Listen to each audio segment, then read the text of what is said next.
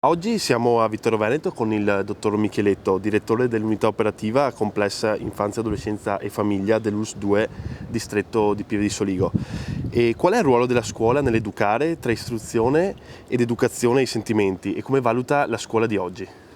Sicuramente la scuola è una delle agenzie educative più importanti per lo sviluppo, diciamo, dei bambini, dei ragazzi e mi viene da dire anche della famiglia e della società.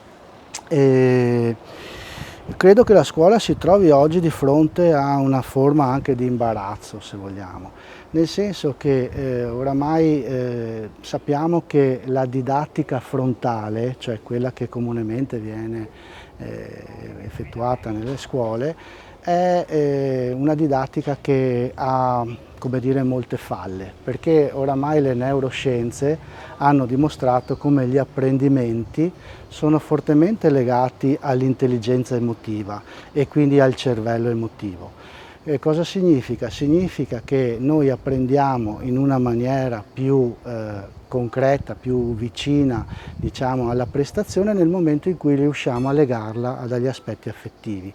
E questo cosa vuol dire? Significa che quando in un qualche modo un bambino, un ragazzo, ma anche un adulto ha a che fare con conoscenze che gli creano gioia, che gli creano appunto stimolo, che lo interessano, questi aspetti qua si fissano e si cristallizzano molto di più rispetto agli apprendimenti, come dire, più formalizzati, che sono più ripetitivi e che hanno un tempo di caduta come dire, più accelerato rispetto agli altri tipi appunto di apprendimento di cui dicevo prima.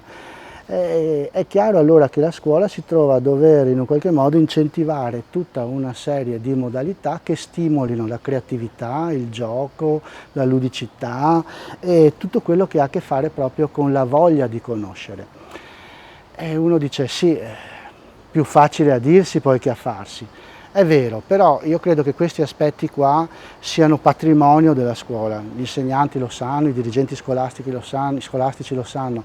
Quello che è effettivamente la difficoltà è in qualche modo coniugare queste nuove conoscenze con quella che è l'istituzione, quindi la rigidità dell'istituzione, il dover seguire dei protocolli, il dover seguire in un qualche modo delle modalità che mal, diciamo, si confanno con questo tipo di apprendimento. Per cui credo che la scuola sia chiamata nel prossimo futuro a una serie di cambiamenti molto importanti.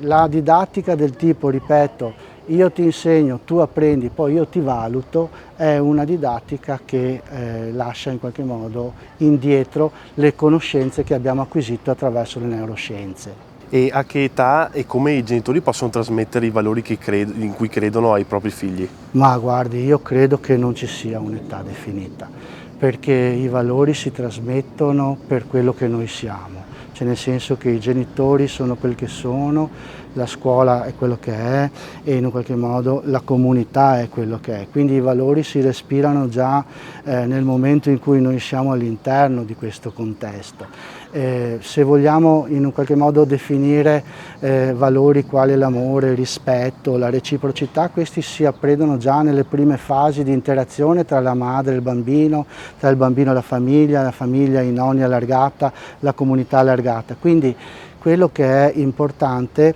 è che, e che come sempre è la vera sfida a mio parere, è che non ci sia una distanza siderale tra quello che noi in qualche modo predichiamo e poi come ci comportiamo nella vita reale, perché questo crea confusione, crea imbarazzo.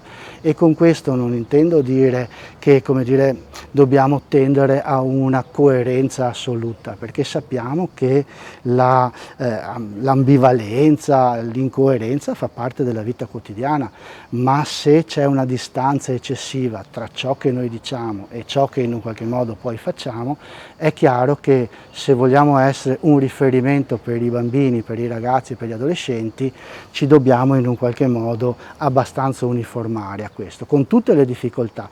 Poi sarà opera del bambino, del ragazzo, dell'adolescente dentro di sé fare una contrattazione e capire la difficoltà anche di mettere in atto ciò che ci viene detto, ma il valore di di ciò che ci viene detto non è messo in discussione, proprio da una modalità di coerenza. Ecco. E sono molti i genitori che a causa del lockdown lamentano che i propri figli non vogliono più socializzare con altri bambini, non vogliono più andare a scuola. Quali consigli può dare ai genitori e ai figli, anche visto l'imminente inizio delle scuole? Allora, questo è un punto molto importante, grazie della domanda, perché credo che qui ci giochiamo una partita importante. Si è rotto un filo. Un filo di continuità tra la scuola e i bambini, i genitori, i bambini, la scuola, l'istituzione scuola, il gruppo insegnante, il gruppo bambini, eccetera. E questo filo va in un qualche modo ritessuto pian piano. E non possiamo far finta che non sia successo niente. Però quello che è molto importante è non pensare che alla ripresa tutto sia come prima e quindi anche, come dire, che si azzeri quello che c'è stato precedentemente e anche che le prestazioni ripartino da dove in qualche modo si erano interrotte. È molto importante per prima cosa che gli insegnanti, i pedagogisti, eventualmente gli psicologi, se sarà necessario, aiutino la classe a parlare di ciò che è successo. I bambini devono elaborare quanto è successo in termini appunto di difficoltà, di ansia, di paure, di preoccupazioni che hanno avuto, ma anche delle cose positive che hanno sperimentato. Perché io credo che, ed è questo il messaggio che vorrei portare, che non c'è solo ansia, preoccupazione e timore, ci sono, da questa esperienza abbiamo scoperto anche tante cose importanti, di cui in un qualche modo forse abbiamo anche occasione di parlare in questo momento. È chiaro che anche i servizi si sono visti precipitare addosso un qualcosa che in un qualche modo nessuno si sarebbe aspettato. Quindi abbiamo dovuto, e sono stati colpiti proprio nella parte più, come dire, più centrale di un servizio per l'età evolutiva, un servizio per la famiglia, che ha sempre fatto della relazione, dell'incontro con i genitori, con i bambini, il suo modus operandi, perché chiaramente questo è sempre stato il core, diciamo, degli interventi.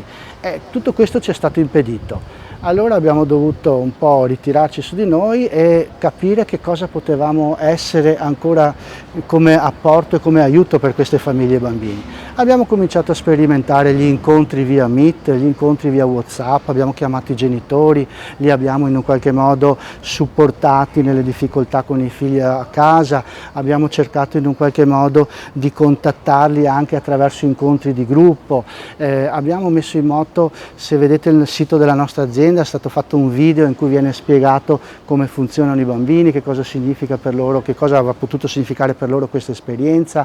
Insomma, ci siamo attivati e abbiamo scoperto anche noi un mondo di cose che si possono fare in assenza, diciamo, della persona, che ha un valore altrettanto terapeutico, ma altrettanto, come dire, significativo da un punto di vista della relazione, che non l'incontro de viso, perché se ci rassegnavamo al fatto che non li potevamo più incontrare, in un qualche modo avremmo lasciato noi stessi e le persone in una situazione, come dire, di abbandono.